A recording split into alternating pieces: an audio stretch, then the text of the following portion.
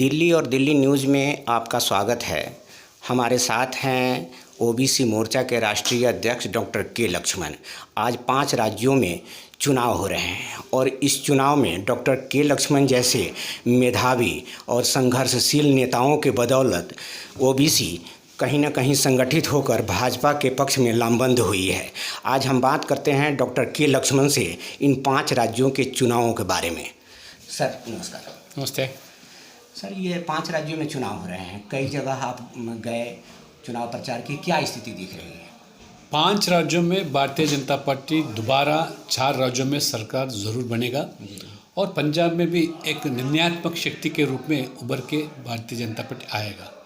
उत्तर प्रदेश, उत्तराखंड, मणिपुर, गोवा में जो double engine सरकार जो था, लोग मान रहे हैं केंद्र में जो मोदी जी का सरकार है उनके साथ अगर अपना प्रदेश में भी बीजेपी सरकार रहने के वजह से ही विकास और तेज़ी से गरीब कल्याणकारी योजना बनाए जा रहे हैं, इसलिए लोग चाहते हैं कि दोबारा भारतीय जनता पार्टी को मौका दे। सपा जो उसके मुखिया हैं अखिलेश यादव, वो भी ओबीसी समाज से आते हैं, तो उनको क्यों नहीं लाइक करेगी ओबीसी समाज? क्या उसमें दिक्कत आ रही है? अखिलेश यादव तो ओबीसी समाज का है ज़रूर जी, मगर वो ओबीसी समाज के हित के लिए काम नहीं करेगा और खरा भी नहीं, वो करेगा अपना परिवार के हित के लिए। इसलिए जो क्षेत्रीय दल जो सपा है वो क्षेत्र के बारे में, प्रदेश के बारे में कभी सोचा नहीं, सोचता भी नहीं, अपने परिवार के हित के लिए सोचा। अपने परिवार के सदस्य को किस तरह एमएलए बनाना, एमपी बनाना, मंत्री बनाना, लोग थक गए। मगर मोदी जी क्या पूरा हिंदुस्तान को अपना परिवार समझते हैं। कोने कोने पे जो भी छोटे छोटे जातियां हैं उन सबों उत्थान के लिए जो काम कर रहे हैं, जो योजना बनाए, ऐसे ऐतिहासिक महत्वपूर्ण निर्णय लिया गया। इसके पहले कभी ऐसे निर्णय किया भी नहीं। 7 साल के अंदर इतना महत्वपूर्ण और संवैधानिक दर्जा जैसा देना पिछड़ा वर्ग आयोग को बहुत बड़ी पैमाने से पिछड़ा वर्ग समाज को फायदा हुआ। अच्छा सर, कई मंत्री योगी सरकार के या विधायक जो वहाँ से उनका साथ छोड़ गए अंत समय में, तो किस रूप में देख रहे हैं? इसका डैमेज कंट्रोल कैसे होगा? ये लोग जो आए बसपा से आए, वो बसपा में हार के आए, बीजेपी आने के बाद वो जीत के एमपी बने, एमएलए बने, मंत्री बने। ये मौर्य के बारे में बार बार जो जिक्र कर रहे हैं, मौर्य जी बसपा में हार गए थे, बीजेपी में आने के बाद जीता, मंत्री बनाए, उनका बेटी को भी संसद बनाए। आज वो बेटे को आज टिकट मांगते, तो बीजेपी में परिवारवाद नहीं चलेगा, वंशवाद नहीं चलेगा। इसलिए अपना व्यक्तिगत एजेंडा से, स्वार्थ एजेंडा से पार्टी को छोड़ के गए। उसके पीछे अभी कोई समुदाय नहीं है, कोई वर्ग नहीं है। आज भारतीय जनता पार्टी के और अब देखो, मुलायम सिंह के परिवार से अपर्णा यादव है, उनके बहन जा आया। आज देखो, आज आरपी सिन्हा भी भारतीय जनता पार्टी कांग्रेस छोड़ के बीजेपी में शामिल हुआ। इतने बड़ी पैमाने से पिछड़ा वर्ग समाज से लोग बीजेपी की ओर देख रहे हैं। इसलिए कोई 1-2 व्यक्ति जाने से कुछ फर्क नहीं पड़ेगा, और जो भी लोग बाहर पार्टी से आए और गए अकेले, उससे कोई नुकसान होएगा नहीं। अच्छा, कई लोग ऐसा मान रहे हैं कि ये चुनाव नहीं धर्म युद्ध हो रहा है, क्या कहना है इस पर आपका? भारतीय जनता पार्टी तो बार बार हम यही चुनाव के अंदर विकास के मुद्दा लेकर और हमारे गरीब के कल्याण योजना जो है वही मुद्दा को लेना। ये देखो, आज उत्तर प्रदेश के अंदर पहली बार देश में कई राज्य में भी 36,000 करोड़ आज 86 लाख किसानों को लाभान्वित हुए। मुफ्त जो था, कर्जा जो था, मुफ्त किया गया था। आज उसी तरह लगभग 2,55,00,000 किसानों को मोदी जी सरकार जो आज किसान सम्मान निधि के योजना से जो दिया गया, इतने फ़ायदा नहीं हुआ। उतना ही गन्ना किसानों के लिए 1,55,00,000 आज मुगत दिया गया है, और सस्ते में बिजली दिया जा रहा, 24 घंटे बिजली दिया जा रहा।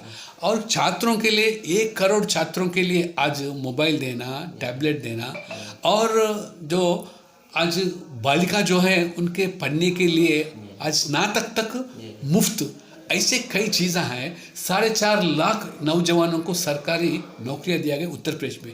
इतने मुद्दे हैं, हम ये मुद्दे पे चुनाव लड़ना चाहते हैं, मगर हमारे अखिलेश जी जाति आधारित या मजहब को लेकर पाकिस्तान को जोड़ते, जिन्ना को जोड़ते।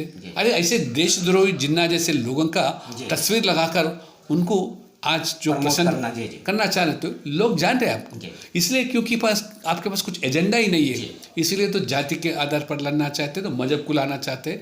भारतीय जनता पार्टी तो सबका साथ सबका विकास जो नारा हम जो लिया था, वही आधार पर आर्थिक रूप से भी जो गरीब है उनके लिए भी 10% आज आरक्षण दिया गया। आज मोदी जी सरकार नीट के माध्यम से मेडिकल सीट में रिजर्वेशन दिया, केंद्रीय विद्यालय नवोदय पाठशाला में 27% रिजर्वेशन दिया गया। पहली बार 27 ओबीसी समाज के लोगों को केंद्रीय मंत्रिमंडल में शामिल किया गया। आज़ादी के बाद पहली बार, नहीं तो बाकी दलों ने अपने परिवार लोगों को मंत्रिमंडल में शामिल करना। इस तरह कई चीज़ें, कई मुद्दे हैं लोगों के बीच में। आज पहली बार 5 साल के अंदर, और योगी जी 7 साल के अंदर अगर मोदी जी इतने कुछ कर सके, दोबारा अगर मौका आएंगे तो पूरा नक्शा ही बदल देंगे। अरे गुंडा गर्दी खत्म हो गया, माफिया राज खत्म हो गया, 200 करोड़ रुपया ये माफिया से योगी सरकार जब्त किया गया। ठीक बात है। मैं कह रहा हूँ कि ये 5 राज्यों में से कितने की उम्मीद है आपको? कितने राज्यों में भाजपा आ रही है? ये 5 राज्यों में उत्तर प्रदेश, उत्तराखंड, मणिपुर, गोवा में तो ज़रूर आज भारतीय जनता पार्टी सरकार आएगा। और पंजाब में भी अच्छा आज रिजल्ट माहौल बन गया, और बीजेपी एक निर्णयात्मक शक्ति, डिसाइडिंग फैक्टर बनने वाला है। आम आदमी पार्टी जो छोटा छोटा लालच, छोटी छोटी लालच जनता को देकर और कहीं ना कहीं सत्ता में काबिज है, इसको आप किस रूप में देख रहे हैं? अरे आम आदमी तो लोगों को गुमराह करने की साजिश में है। दिल्ली वाले थक गए। अभी कांग्रेस तो पूरा एक क्षेत्रीय दल से भी बेहतर हो गया, इसलिए नए नए जो पार्टी उभर के आ रहे लोगों को गुमराह कर रहे, ये ज़्यादा दिन चलेगा नहीं। भारतीय जनता पार्टी ही आज विकास और कल्याणकारी योजना जो बना रही, उसके अलावा देखो आज लोगों के भावना को देकर आज भव्य एक राम मंदिर निर्माण किया जा रहा है, और एक भव्य काशी, दिव्य काशी, इतना बड़ी पैमाने से वो काशी में किस तरह आज मोदी जी सरकार, योगी जी सरकार डेवलप किया गया। आने वाले दिनों में मथुरा, और लोगों का आज जो धर्म आधार, संस्कृति आधार जो भी विकास हो रहा है, लोग ये भी ध्यान में रखते हुए बीजेपी को दोबारा लाना चाह रहे हैं। पंजाब में आप मान रहे हैं कि आप किंग मेकर बनेंगे? जरूर किंग मेकर बनेंगे, मगर बीजेपी का समर्थन से किसी का सरकार बनेगा नहीं, मेरा विश्वास है। आपके राष्ट्रीय अध्यक्ष जेपी नड्डा की रणनीति को आप कितना सही मान रहे हैं इस चुनाव के परिप्रेक्ष्य? जेपी नड्डा जी राष्ट्रीय अध्यक्ष बनने के बाद सभी जगह पंचायत से लेकर हम पार्लियामेंट जीतते हारे हुए। परसों उत्तर प्रदेश में भी देखो, इतना बड़ी महत्वपूर्ण, और संगठन भी इतना मजबूत हो गया। और नड्डा जी के नेतृत्व में ओबीसी मोर्चा भी मंडल से लेकर राष्ट्रीय स्तर पर अच्छा संगठन मजबूत हो गया। और पन्ना प्रमुख और हमारा शक्ति केंद्र भी हर आज गांव में और पोलिंग बूथ में भी तैयारी किया जाए। और नड्डा जी के नेतृत्व में जो प्रवास चला, कोरोना का पैंडेमिक काल में भी भारतीय जनता पार्टी सबसे बड़े पार्टी उभर के जो आ रही है, उसी तरह कोरोना काल करने में किस तरह सेवा कार्यक्रम किया गया, सेवाई संगठन, ये बीजेपी से मुमकिन हुआ। बाकी दलों ने पूरा आइसोलेशन में थे। जी, तो क्या माना जाए कि भाजपा उनकी लहर चल रही है देश में? जरूर। आप परसों इंडिया टुडे में देखे सर्वे में, जी, अब तीसरी बार फिर दोबारा मोदी जी का किस तरह आज वर्ल्ड वाइड प्रधानमंत्रियों में नंबर 1 आया, 71% समर्थन मिला था।